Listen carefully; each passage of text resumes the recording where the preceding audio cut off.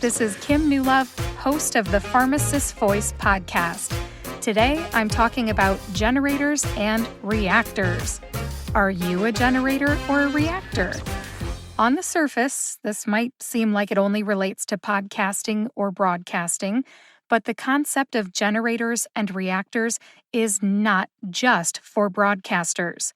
In my humble opinion, it's for pharmacists and pharmacy students, pharmacy technicians, professors, public speakers, voice actors, and you name it, a whole lot more. We'll talk about the personality that you take on when you speak in public. You're a generator or a reactor. Which one are you? And how will it help you be a better public speaker? Keep listening and you'll find out. Before I move on, I want to give credit where credit is due.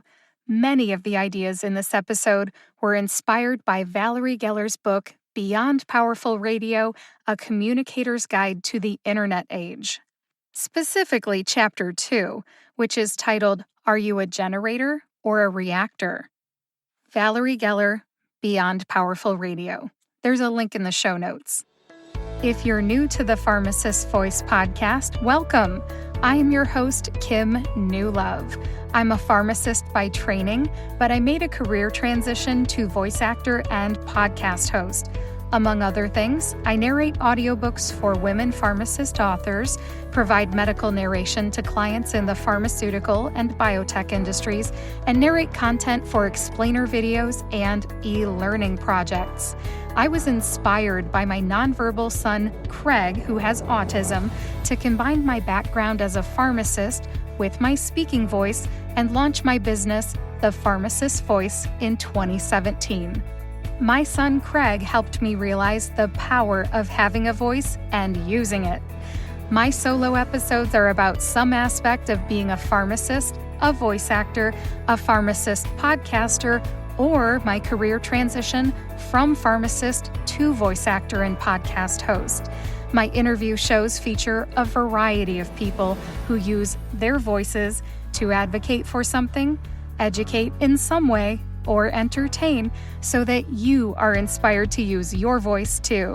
This is episode 144, and you can find the show notes with links to most of what I mentioned today on my website, thepharmacistvoice.com.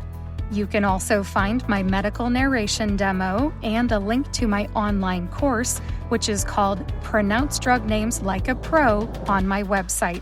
That website again is thepharmacistvoice.com. Let's dive into the concepts of generators and reactors. What is a generator? What is a reactor? These sound like nuclear power plant terms, don't they? But they're not. Okay, in this context, I want you to think of generators and reactors as personality types when it comes to public speaking. Personality types when it comes to public speaking. Got it? All right, you've heard of personality types before, right? I'm sure. You've probably heard of introverts and extroverts, for example. This is not the same thing as generators and reactors, but I do want to draw a parallel between those two sets of personality types. Just like introverts and extroverts can be considered opposites, I think of generators and reactors as opposites too. An introvert is fueled from within. Quiet time alone, happy to be alone, right? Extroverts, on the other hand, are fueled by interacting with others. They're happier when they're around others. They like to get out of the house. Let's talk about generators first. Now, here's the ironic thing about generators.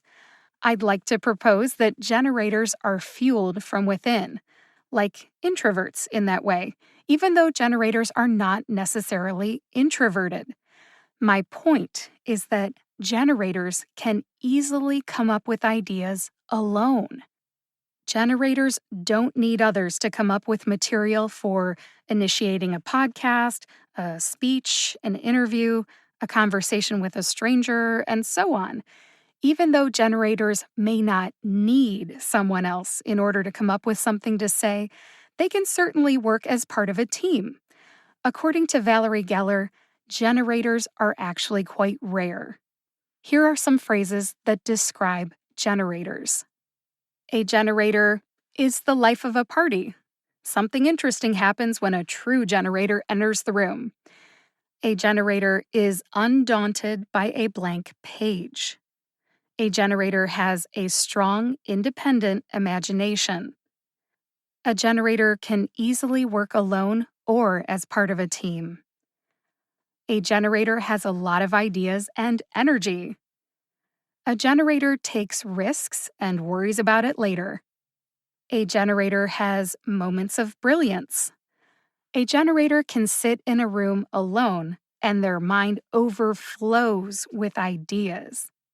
A generator can easily visualize original ideas. And generators make life interesting. Do you know any generators? Maybe not from work, but just in your life? Who are some generators in the pharmacy world? I'd like to nominate the following two pharmacist podcasters who come to mind: Dr. Adam Martin, the Fit Pharmacist, and Dr. Aaron L. Albert, host of the Edutainer podcast. If you've never listened to the Fit Pharmacist or Edutainer podcasts, I've got you covered. There's links to both in the show notes. According to Valerie Geller, generators do not always have good or usable ideas, but they sure do come up with a lot of them. I just made that statement after I mentioned Aaron and Adam. There is no connection, okay? In my opinion, even though Adam and Aaron are generators, I think they are very intentional about what they share, more intentional than the average generator on the radio, anyways, and their ideas are good and usable.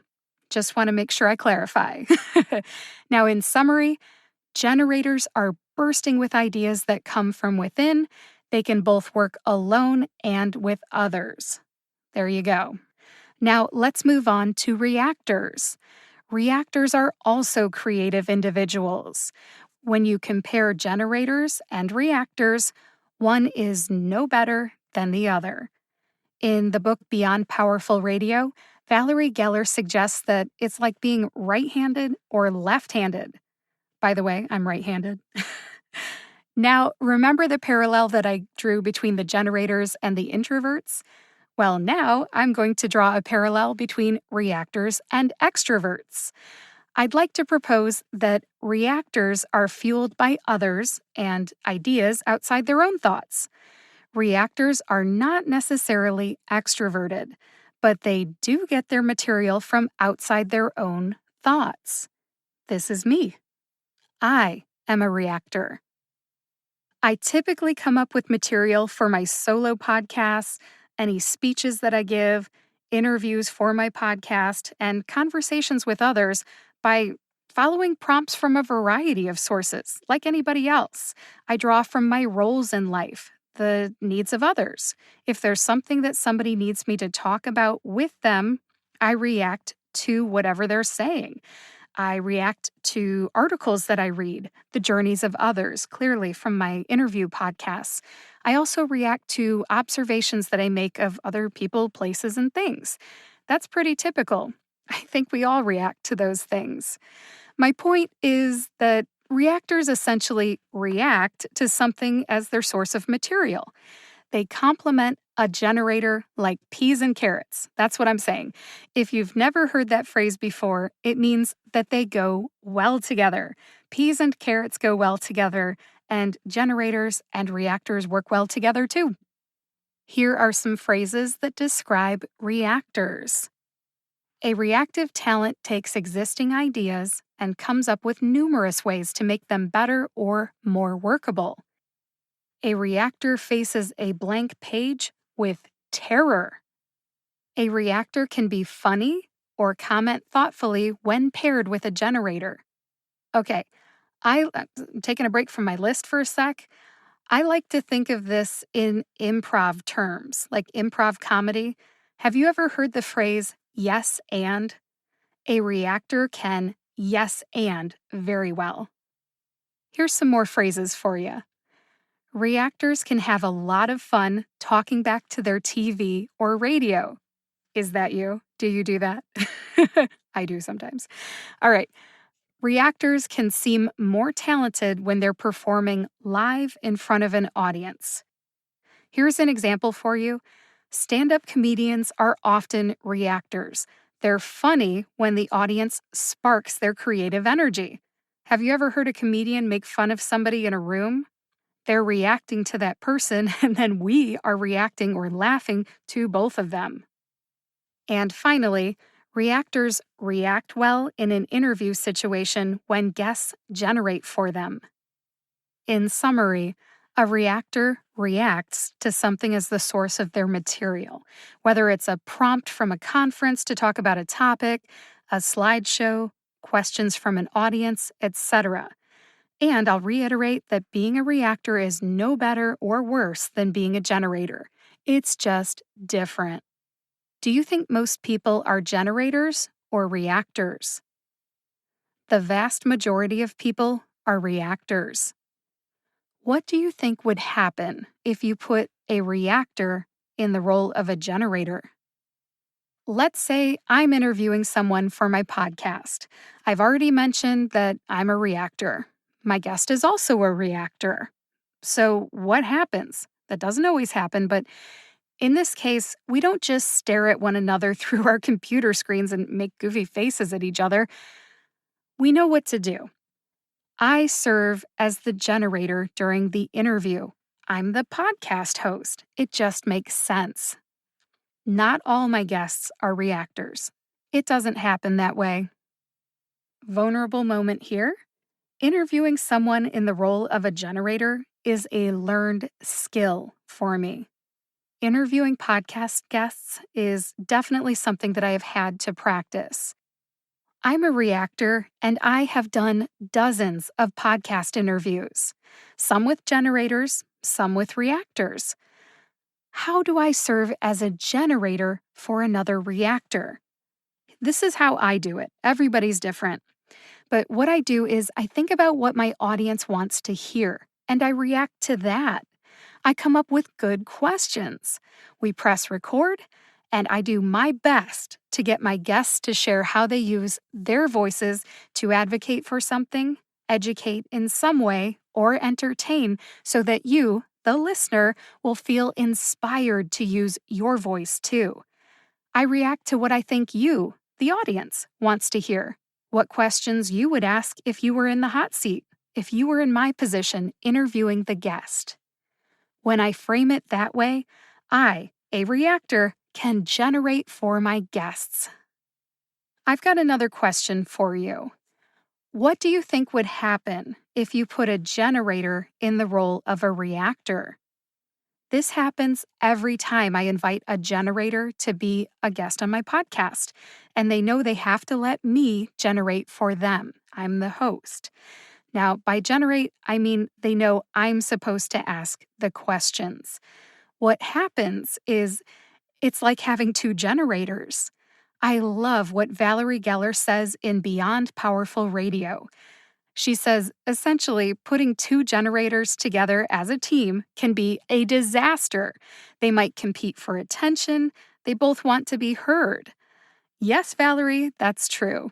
It's not a fighting situation. We're all intelligent. Most of us are pharmacists that are on my show. But I do wish that I had known this when I started podcasting. When I put generators on my show as guests, sometimes they give long-winded answers to questions and they get off topic. They start answering the question, they get distracted, and then they start generating. Notice that I'm not saying that like it's a bad thing. It's not. It's just a fact. It's a pattern that I have found. Redirecting conversations takes skill, and it takes experience. I am not an expert at it, but I am getting better. Guests may not realize that we're competing with one another for the direction of the conversation. Because they are generators, they're going to say what they're going to say in spite of what I ask. My goal is to get answers to the questions that I think the audience wants to hear. Hopefully, my listeners enjoy my interviews. Now that I'm reading Beyond Powerful Radio, I might be able to focus my conversations better. The value that I deliver to my podcast audience is important to me. The more experience I have, the more productive the interview will be. That's what I believe anyway. In the meantime, if you are looking to start a podcast or a YouTube channel in which you are interviewing generator type people, I just hope these comments help. I hope they help you understand what can happen when you interview a generator. Generators are great, just learn how to work with them. Prepare yourself, ask good questions, interrupt and redirect when necessary, and remember, deliver content that your audience wants to hear. If you're unprepared, your guest might get off topic, and then you're not delivering the value your audience tuned in to hear. I don't know about you, but when that happens, I tune out. Set some boundaries and expectations with your guest. Give yourself some grace when things go less than perfectly, and improve over time. I'm right there with you. I'm on my own journey. I'm doing the best that I can too. One last scenario that I want you to think about. What do you think would happen if you put two reactors together? What would happen if you put two reactors together? Imagine two people on the lookout for ideas to react to, but nothing pops up. How fun would that be to listen to? That's boring. That is what happens when someone starts a podcast that has no purpose. Let's say two pharmacists start a podcast, but they don't know what to talk about. They're going to stare at each other and possibly talk about the weather or their own personal relationship. If you ever start a pharmacy podcast to talk about the weather or your relationship with your co host, and that's what you want to get out of it, good for you. No judgment. I'm a little more deliberate. More on that in just a minute.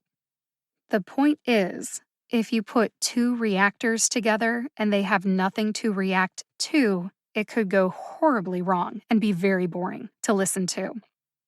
I just want to finish this talk about the different combinations of generators and reactors by assuring you that both have value.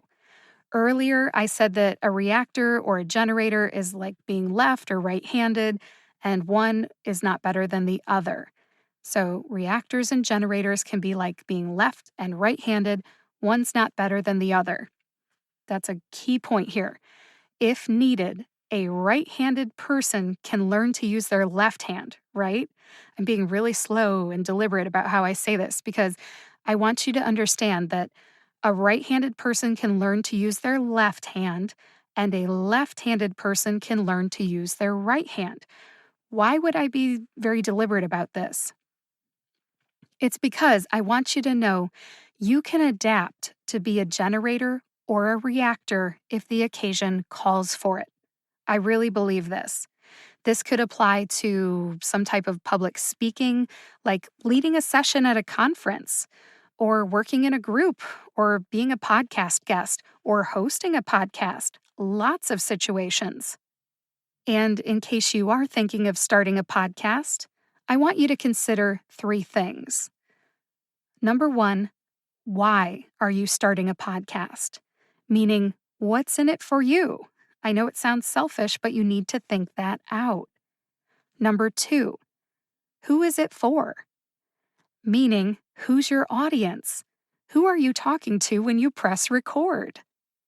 And three, what do you want them, the audience, to do with the information? What's in it for them? Let's see if I can answer those questions right here, right on the spot. I do not have them on a piece of paper. They're not on my outline. Why did I start a podcast? I actually think I have one or two episodes about this. I started a podcast for branding and marketing for my business and also for networking. I enjoy meeting people, and I'm trying to position myself as a pharmacist podcaster. I don't know if this is a secret or not, but I'm going to let the cat out of the bag. If you want to be a pharmacist podcaster, you got to have a podcast. Who is my podcast for? My podcast is for, I would say, pharmacists, pharmacy technicians, pharmacy students, voice actors in the medical space, definitely. I would say that I've attracted others, though, too. I've had professors listen to my podcast, nurses, a number of people. Some people from back home where I came from get curious and they listen to my podcast too. But I do have this core group of people that I talk to or that I have in my mind when I'm pressing record. And what do I want listeners to do with the information? The number one thing that I want my listeners to do is be inspired. Making a career transition is hard. Trust me, I've done it. I am a pharmacist, and I do talk about what it's like to be a pharmacist. I talk about what it's like to be a voice actor. I talk about what it's like to be a podcast host, and I talk about my career transition from pharmacist to podcast host. Any of that could be inspiring depending on who you are. A lot of second career individuals or people who want to change careers, they listen to my podcast and they are inspired. I can't tell you how many people reach out to me and ask, "How did you do that?" It's not easy, but I try to pay it forward and I share. I think that I have truly inspired some people. I think that's why people reach out. And thank you. Thank you for listening. Thank you for reaching out. I also think that people are inspired by listening to my interview shows. Hearing how other people use their God given talents, their passions, their strengths is inspiring. In summary, I think that I'm pretty much living out my dream here on my podcast. The reason that I wanted to start a podcast, who it's for, and what I want listeners to do with the information, it's all happening. I don't know if that happens for everybody.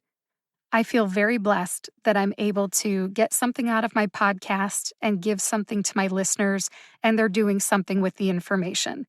Thanks for listening to all that. Let's move on. Why are we talking about podcasting right now? You might be wondering that. Why are we talking about podcasting right now? It's because I want to be really deliberate because some people love it when I talk about this stuff. I want to share something that I have learned on my journey from pharmacist to voice actor and podcast host. That's what my solo shows are about. I think you just heard me say it. Being a pharmacist, a voice actor, a pharmacist podcaster, or my career transition from pharmacist to voice actor and podcast host. Here's my point. I find interview shows easier to do even though I'm a reactor.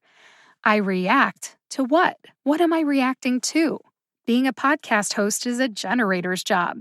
What I'm reacting to, I have found something to react to. I'm reacting to my goal of sharing how the guest uses their voice and what I think my listeners want to hear.